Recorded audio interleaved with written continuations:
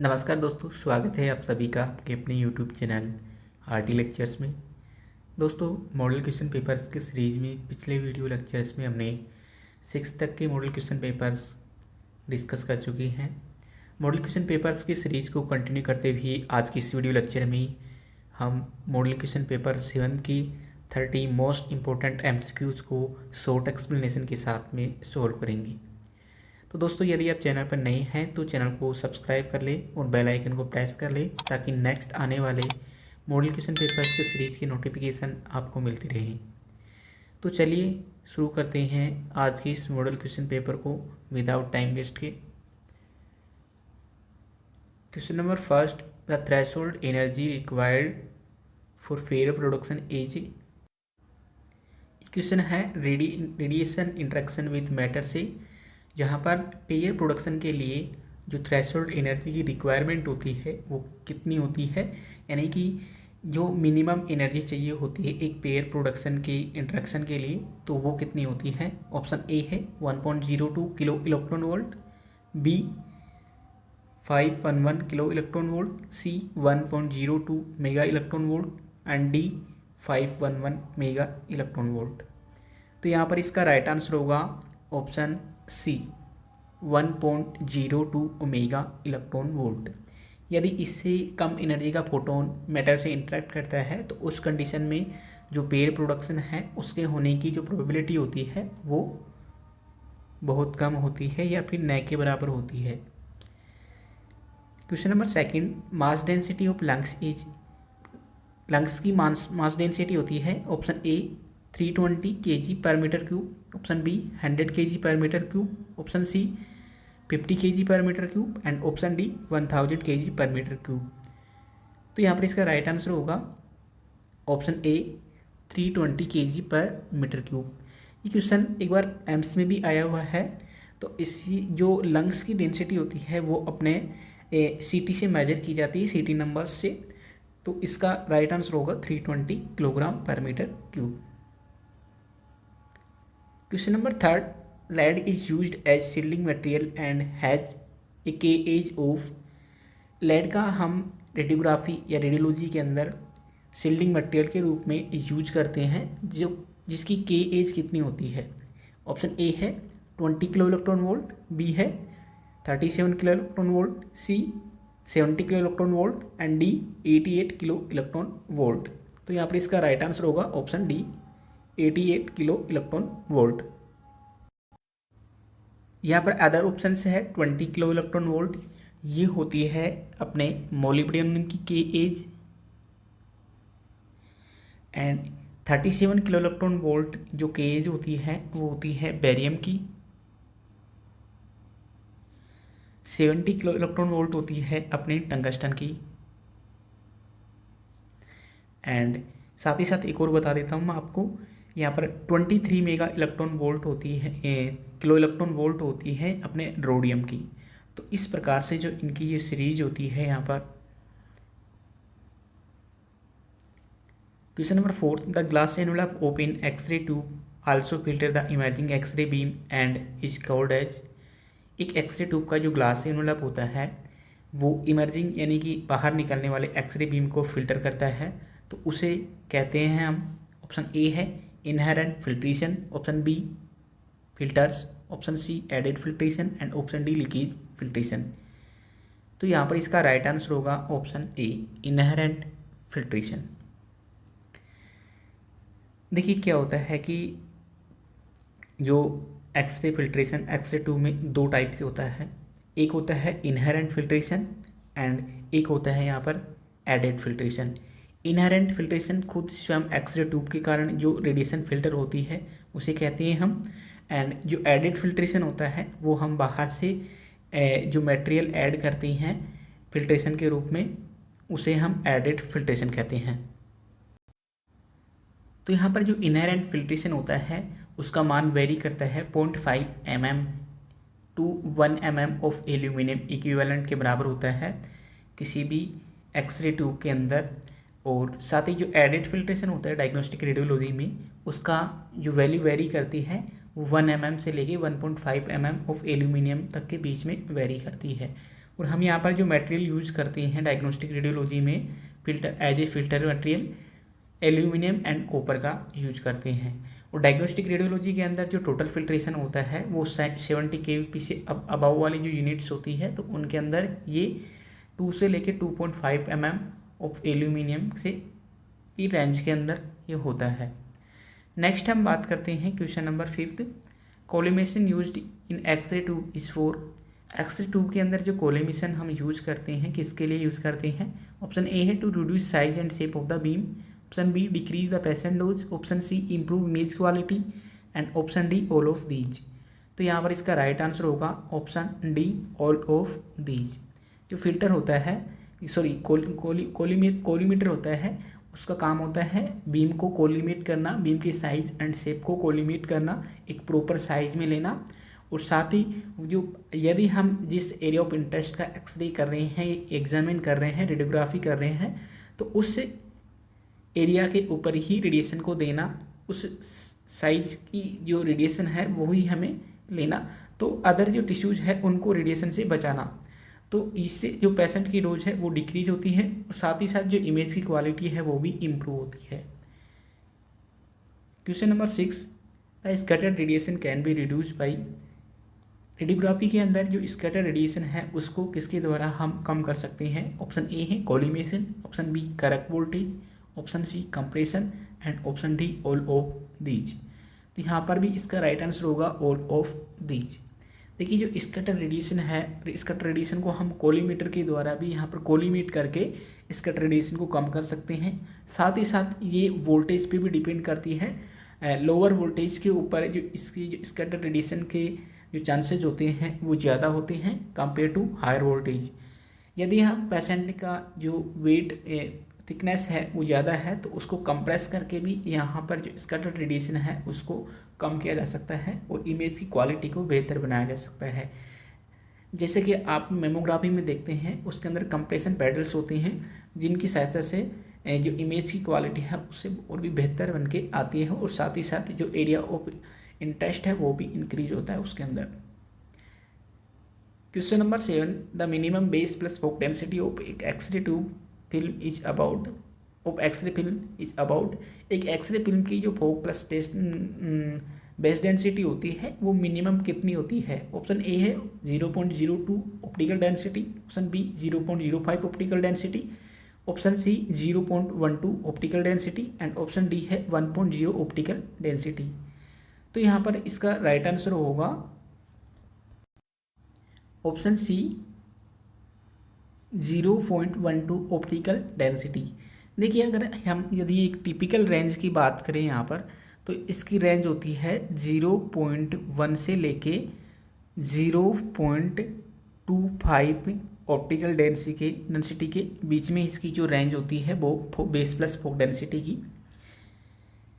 Question number 8, the radiation unit to record the radiation received by radiation worker. एक radiation worker के द्वारा जो radiation receive की जाती है उसको किस यूनिट के अंदर हम रिकॉर्ड करते हैं? ऑप्शन ए है roentgen, option B rad, option C curie and option D है मिलीसीवर्ट। तो यहाँ पर इसका राइट आंसर होगा ऑप्शन डी मिलीसीवर्ट। हम जो रेडिएशन रिसीव होती है एक रेडिएशन वर्कर के द्वारा या फिर पब्लिक के द्वारा तो उसको हम मिलीसीवर्ट में जनरली यहाँ पर रिकॉर्ड किया जाता है मिलीसीवर्ट की यूनिट के अंदर। देखिए रोंजन तो जो यूनिट होती है वो ऐसा यूनिट होती है अपने एक्सपोजर की, एंड जो रेड यूनिट होती है वो नॉन एसआई यूनिट होती है एक्सपोजर की, नॉन एसआई यूनिट एक्सपोजर की। एंड जो क्यूरी होती है वो नॉन एसआई यूनिट होती है, वो नॉन एसआई यूनिट होती है अपने रेडियो एक्टिविटी की।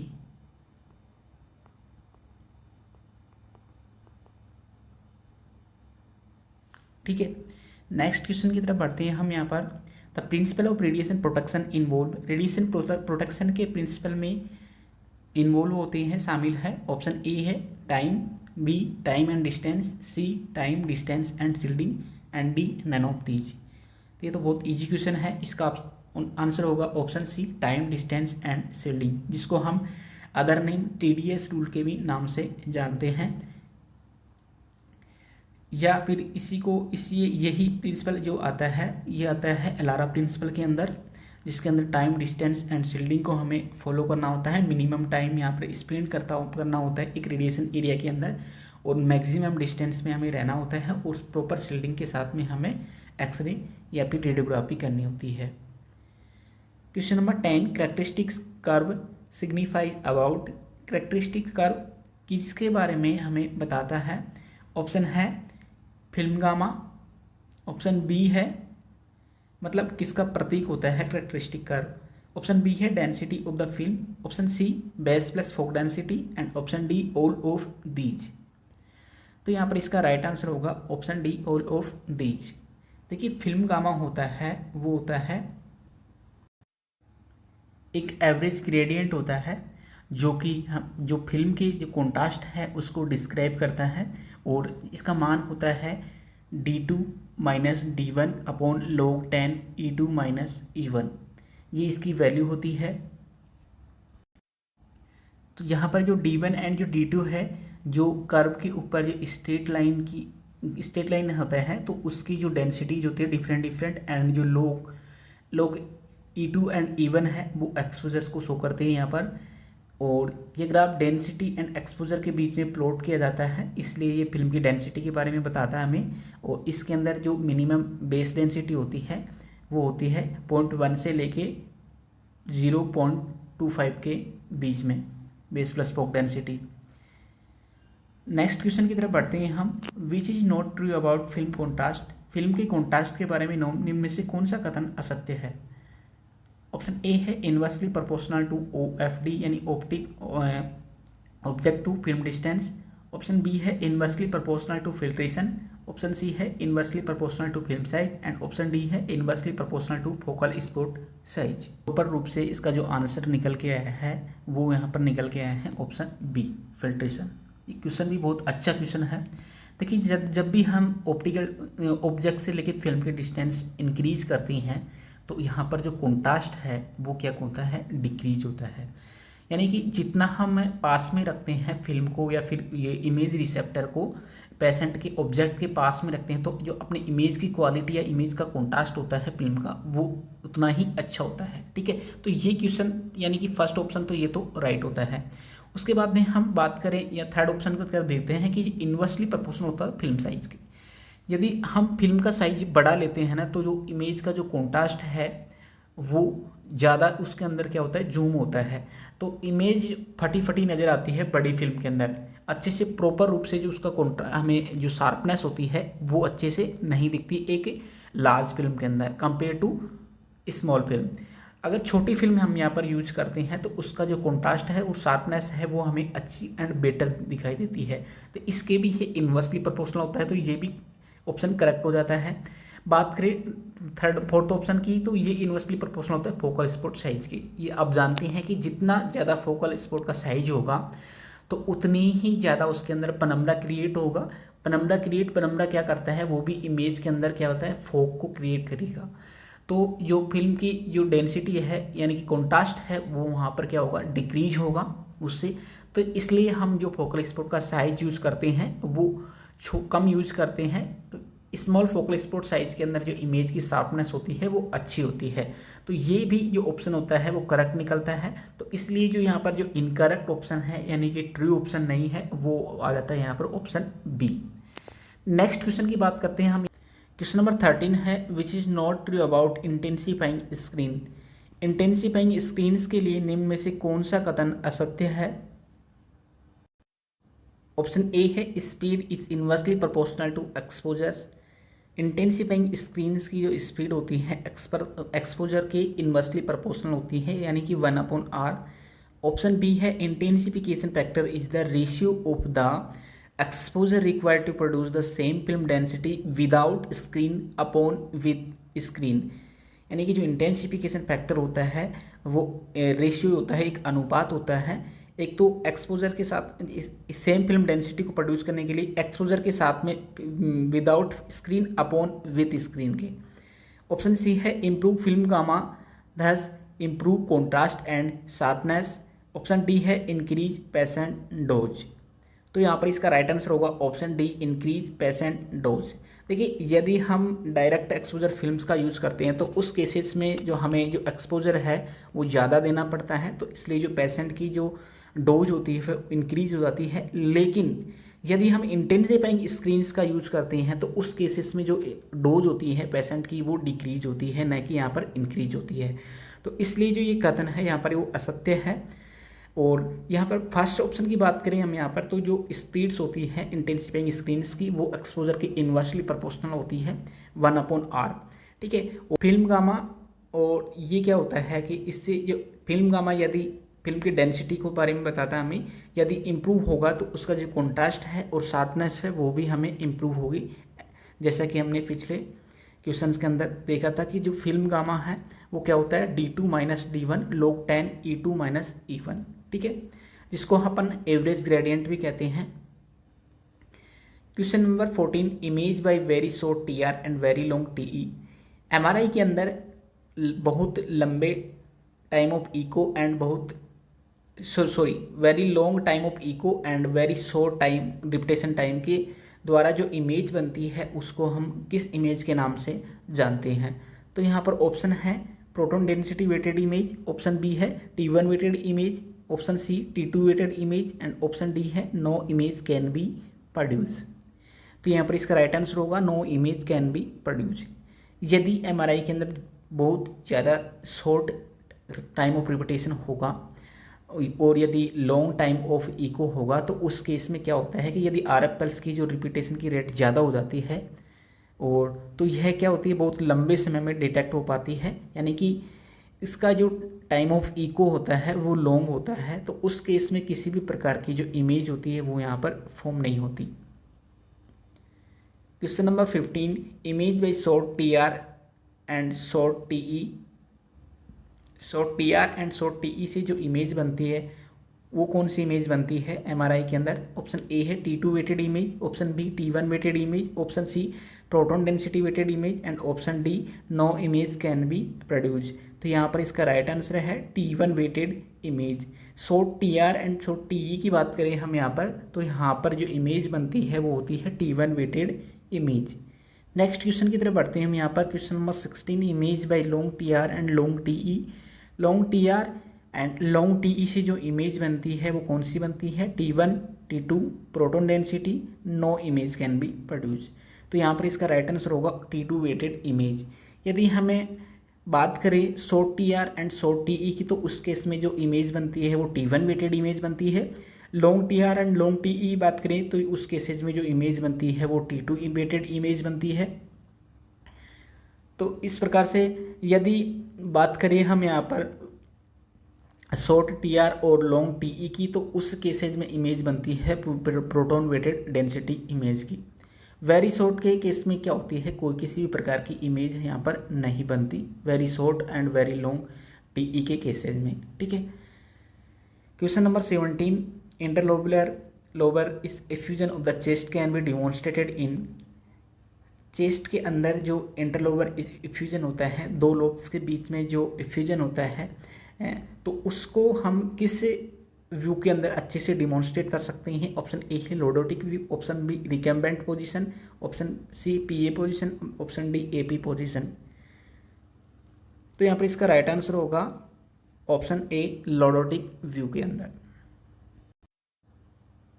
देखिए, लॉर्डोटिक व्यू होता है वो राइट मिडल लोब के कोलैप्स होने पर या फिर इंटरलोबर इफ्यूजन के लिए बेसिकली परफॉर्म करवाया जाता है। एंड जो रिकम्बेंट का बात करें हम यहाँ पर तो रिकम्बेंट का होता है लाइंग पोजीशन, यानी कि लेटे हुई पोजीशन के अंदर। जब पेशेंट बहुत ज़्यादा बीमार होते हैं तो उस कंडीशन में रिकम्बेंट पोजीशन यूज की जाती है, या फिर कह सकते हैं कि AP पोजीशन के अंदर भी जो ज़्यादा इल पेशेंट होते हैं उनका भी हम AP पोजीशन में रेडियोग्राफ लेते हैं। तो इसका जो राइट आंसर होता है वो लॉर्डोटिक व्यू होता है। लॉर्डोटिक व्यू में क्या होता है कि जो इफ्यूजन की जो फ्लूइड होता है वो नीचे की तरफ एक तरह से सेपरेट होता है, गैस ऊपर की तरफ, जो गैस की टेंडेंसी होती है ऊपर आने की होती है तो गैस ऊपर की तरफ दिखती है एंड फ्लूइड क्या है नीचे की तरफ हमें अच्छे से विजुलाइज होता है।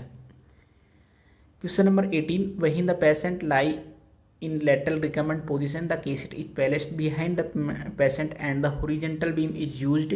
This projection is termed as। देखिए पेशेंट को हम लिटा देते हैं रिकम्बेंट पोजीशन के अंदर, लेटरल लिगामेंट पोजीशन में, और पेशेंट के नीचे यदि हम केसेट लगाते हैं तो उस केस के अंदर हम ओरिजेंटल बीम यूज करते हैं, तो ये प्रोजेक्शन कौन सा प्रोजेक्शन होगा। जैसा कि आप इस डायग्राम में देख सकते हैं कि लेटरल लिगामेंट पोजीशन में हमने पेशेंट के अंदर केसेट अप्लाई कर रखी है और एक्सरे बीम को हम हॉरिजॉन्टली प्लेस कर रहे हैं।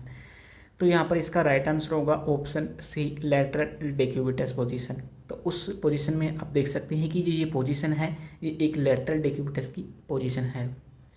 Question number 19, the specialized radiological examination of lungs and bronchial tree using in radiopaque contrast media is called as. वह स्पेशल रेडियोलॉजिकल एग्जामिनेशन जिसके अंदर लंग्स और ब्रोंकियल ट्री का हम रेडियोग्राफ करते हैं, एक रेडियोपेक कॉन्ट्रास्ट मीडिया का यूज करके उसको एग्जामाइन करते हैं, तो वो कौन सा होगा। ऑप्शन ए है ब्रोंकोग्राफी, ऑप्शन बी है ब्रोंकोस्कोपी, ऑप्शन सी है सिस्टोग्राफी एंड ऑप्शन डी है यूरोग्राफी। तो यहाँ पर इसका राइट आंसर है ऑप्शन ए, ब्रोंकोग्राफी।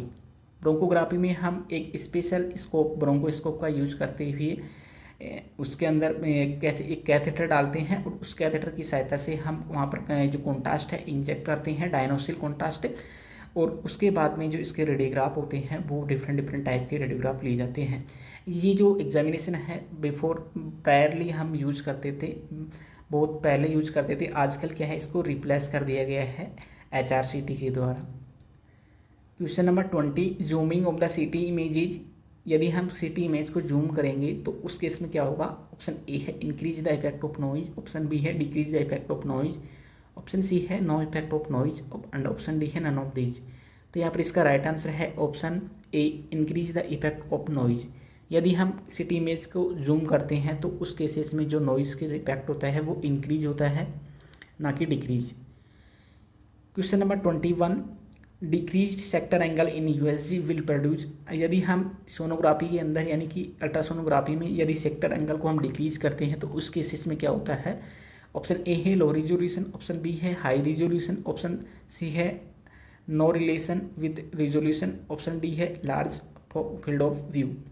तो यहाँ पर इसका राइट आंसर है ऑप्शन बी, हाई रिजोल्यूशन। यदि हम सेक्टर एंगल को डिक्रीज करते हैं तो रिजोल्यूशन क्या होता है, इंक्रीज होता है। यदि हम सेक्टर एंगल को इंक्रीज करते हैं तो रिजोल्यूशन डिक्रीज होता है। Question number 22, the contrast media use in bronchography is. Bronchography में कौन सा कॉन्ट्रास्ट मीडिया यूज किया जाता है। ऑप्शन ए है यूरोग्राफिन, ऑप्शन बी है डायनोसिल, ऑप्शन सी है barium sulphate and option D है मायोडीन। तो यहाँ पर इसका जो राइट आंसर होगा वो होगा डायनोसिल। ठीक है, देखिए बेरियम सल्फेट का तो हम GI ट्रैक्ट की स्टडीज़ के अंदर बेरियम स्टडीज़ में करते हैं, और इसका जो मायोडील होता है ये एक ऑयल सोल्यूबल कॉन्ट्रास्ट मीडिया होता है। ठीक है, जो इसका यूज़ क्या है पहले माइलोग्राफी वगैरह में या फिर जो लिम्फेंजियोग्राफी है तो उन प्रोसीजर्स के अंदर प्रायरली हम इसका यूज़ करते थे। और जो यूरोग्राफिन है इसका अपनी जो यूरोग्राफी की जो स्टडीज होती हैं, एंजियोग्राफी है तो उनके अंदर इसका यूरोग्राफिन का यूज़ करते थे। तो इस प्रकार से सारे हम देख चुके हैं यहाँ पर। तो नेक्स्ट क्वेश्चन है 23, to decrease the magnification of the heart in PA view of the chest the film to focus distance is kept as.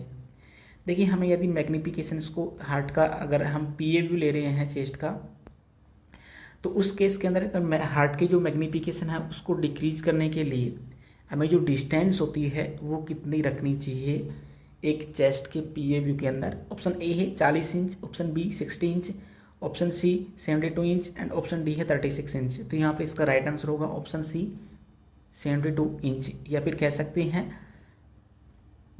6 feet. यदि हम 6 फीट यहाँ पर अगर डिस्टेंस रखते हैं ऑब्जेक्ट की फिल्म की फोकस के बीच में जो डिस्टेंस अगर यदि हम 72 इंच रखते हैं तो उस केस में जो मैग्निफिकेशन है वो नहीं होता है, एक रियल व्यू हमें मिलता है हार्ट का। इसलिए जो इसकी डिस्टेंस होती है वो हम यहाँ पर मैक्सिमम डिस्टेंस के ऊपर रखते हैं 72 इंच के ऊपर। Question number 24, percutaneous transhepatic cholangiography is performed using needle known as. Percutaneous transhepatic cholangiography को परफॉर्म किस निडल के द्वारा किया जाता है? ऑप्शन ए है fibre optic endoscopy needle, option B Chiba needle, option D drip infusion needle and option D है butterfly needle. तो यहाँ पर इसका राइट आंसर होगा option B Chiba needle. Fibre optic की जो एंडोस्कोप निडल होती है वो हम एंडोस्कोपी के अंदर यूज करते हैं, एंड जो चीबा निडल है तो उसको हम एब्डोमिनल कैविटी जो और इंटरनल ऑर्गन्स होते हैं उनको पंक्चर करने के लिए यूज करते हैं। परक्यूटेनियस ट्रांसपेटिक कोलंजियोग्राफी में भी इसका यूज होता है। ड्रिप इन्फ्यूजन निडल होती है, ड्रिप को इन्फ्यूज करने के लिए यूज की जाती है, एंड जो बटरफ्लाई निडल होती है वो ब्लड इन्फ्यूजन एंड ड्रॉविंग और साथ ही साथ कॉन्ट्रास्ट इन्फ्यूजन के लिए भी इसका यूज होता है। नेक्स्ट है question number 25, application of A mode of USG in USG का जो ए मोड होता है उसका एप्लीकेशन किस में है? ऑप्शन ए है ophthalmology, option B cardiography, option C to study mid line displacement of brain and option D all of these. तो यहाँ पर इसका राइट आंसर होगा option D all of these. ये क्वेश्चन बहुत इंपॉर्टेंट है, ये क्वेश्चन बहुत बार एग्जाम्स में पूछा गया है। तो जो यूएसजी का जो ए मोड होता है उसका जो एप्लीकेशन होता है ऑप्थेल्मोलॉजी में होता है, अपने इकोकार्डियोग्राफी ईसीजी के अंदर होता है, एंड जो ब्रेन के डिस्प्लेसमेंट होता है उसकी स्टडी के अंदर भी मिडलाइन डिस्प्लेसमेंट में भी इसका बेसिकली यूज होता है। Question number 26, in which display mode of USG the depth on the horizontal axis and echo density on the vertical axis. Echo density हो गई वर्टिकल एक्सिस के ऊपर, एंड जो डेप्थ है वो हम यूज करते हैं इसके अंदर हॉरिजॉन्टल एक्सिस के ऊपर। तो ये कौन से मोड के अंदर हम यूज करते हैं? तो ऑप्शन ए है ए मोड, ऑप्शन बी है B mode M mode, and option C है B mode, and option D है बोथ ए एंड बी। तो यहाँ पर इसका राइट आंसर है ऑप्शन ए मोड। ठीक है, इको डेंसिटी को हम ऑप्शन ए मोड के अंदर हॉरिजॉन्टल, इको डेंसिटी को हम वर्टिकल एक्सिस के ऊपर शो करती हैं, एंड जो इसके अंदर जो डेप्थ होती है उसको हम हॉरिजॉन्टल एक्सिस के ऊपर दिखाते हैं। और यहाँ पर जो एम मोड होता है उसके अंदर हम डिस्प्ले करते हैं टाइम को डिस्प्ले करते हैं हॉरिजॉन्टल एक्सिस के ऊपर, और डेप्थ को डिस्प्ले करते हैं हम यहाँ पर वर्टिकल एक्सिस के ऊपर एम मोड के अंदर। ठीक है, इमेज जो बी मोड होता है, बी मोड के अंदर जो इमेज फॉर्मेशन होती है वो किसी भी एनाटॉमी की सेक्शंस के अंदर इमेज बनती है, 2D के अंदर स्लाइस के रूप में इसकी इमेज बनाई जाती है बी मोड के अंदर। Question number 27, the target in mammography is made up of. Mammography में जो टारगेट होता है वो किससे बना होता है? Option A molybdenum, option B copper, option C rhodium, and option D है बोथ ए एंड सी। तो यहाँ पर इसका राइट आंसर होगा option D both A and C. यदि हम मेमोग्राफी के अंदर मोलिब्डेनम का यूज़ करते हैं तो उस केस में हम जो फिल्टर यूज़ करते हैं रोडियम या फिर मोलिब्डेनम का फिल्टर यूज़ करते हैं। यदि हम रोडियम का टारगेट यूज़ करते हैं तो उस केस में हम फिल्टर ओनली सिर्फ रोडियम का ही यूज कर सकते हैं। तो इसका राइट आंसर होगा बोथ ए एंड सी, दोनों का हम यहाँ पर यूज कर सकते हैं as a target.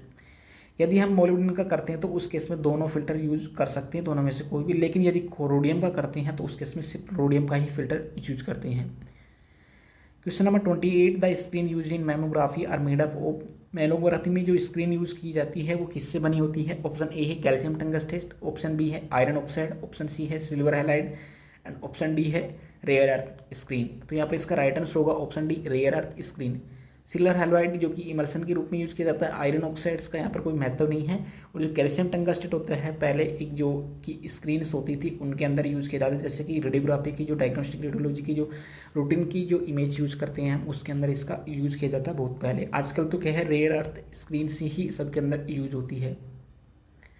Question number 29, the annual occupational dose equivalent to the skin and extremities are as per NCERT recommendation. NCERT recommendations के अनुसार स्किन और एक्सट्रीमिटीज़ की जो एक ऑक्यूपेशनल की एनुअल डोज इक्विवेलेंट डोज होती है वो कितनी होती है? ऑप्शन ए है 1 millisievert, option B 50 millisievert, option C 150 millisievert, and option D 500 millisievert.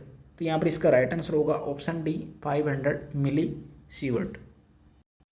जो 1 मिलीसीवर्ट है वो होल बॉडी के लिए है, पब्लिक के लिए एनुअल डोज, एंड 50 मिलीसीवर्ट है वो एनुअल डोज होती है skin, hand, feet and all other organs होती हैं उनके लिए, वो होती है पब्लिक के लिए। ठीक है, एंड जो ऑक्यूपेशनल के लिए एक आई लेंस के लिए जो डोज होती है एनुअल डोज वो होती है यहाँ पर 150 millisievert.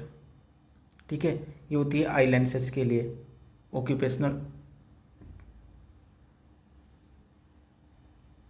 Question number 30, in upper limb venography butterfly needle for contrast injection insertion is.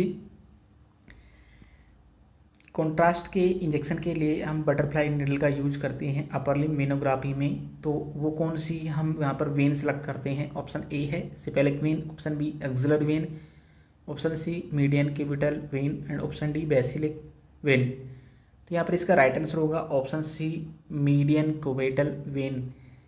Upper limb venography के लिए हम कॉन्ट्रास्ट इंजेक्शन के लिए मीडियन क्यूबिटल वेन का यूज करते हैं। दोस्तों, इस प्रकार से आज की ये वीडियो लेक्चर कंप्लीट होता है। कैसी लगी आपको वीडियो लेक्चर कमेंट बॉक्स में ज़रूर बताएं और साथ ही वीडियो लेक्चर को लाइक करें, चैनल को सब्सक्राइब करें और अपने फ्रेंड्स के साथ में से ज़रूर शेयर करें। आज के लिए इतना ही, मिलते हैं नेक्स्ट मॉडल क्वेश्चन पेपर के अंदर। Thank you so much for watching.